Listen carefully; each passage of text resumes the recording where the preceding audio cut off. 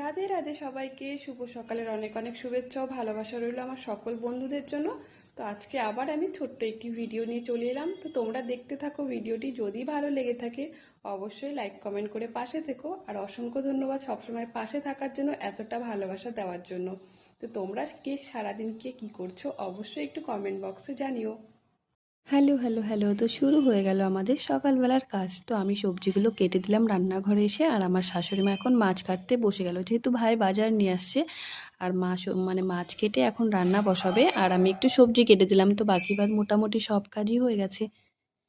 তো এখন আমি একটু চলে যাচ্ছি ছাদে, আর নিচে তো কোনো কাজ নেই, আর সারাদিন বসে বসেই বা কী করবো। তো শাশুড়ি মা অনেকগুলো লঙ্কার চারা এখানে দিয়েছিল, তো গাছগুলো ভালোই বড় হয়েছে। তো সকালবেলা ভাবলাম আজকে তাহলে গাছগুলোই বসে বসে লাগাই, তেমন তো কোনো কাজ টাজ নেই।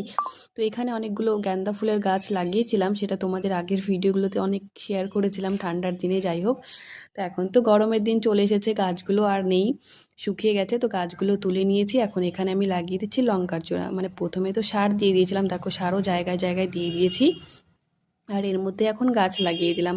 অনেকগুলো লঙ্কার চারা লাগিয়েছি, আর অনেকগুলো লঙ্কার চারা এখনও লাগানো হয়নি, বেশি একটা জায়গা নেই বলে এখানে।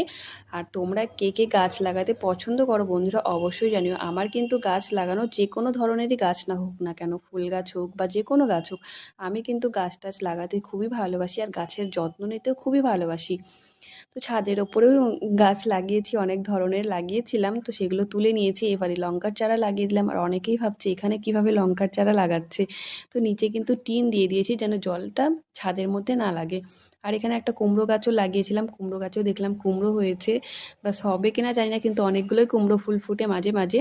আর ছাদে এখনও গাঁদা ফুল কিছু কিছু আছে, যে পুজো দেওয়ার মতো। আর তোমরা কে কে ছাদে ফুল গাছ লাগিয়েছো অবশ্যই কমেন্টে জানিও। আর আমার ভিডিওটা কেমন হয়েছে অবশ্যই জানিও। আবার দেখা হবে, টাটা সবাইকে।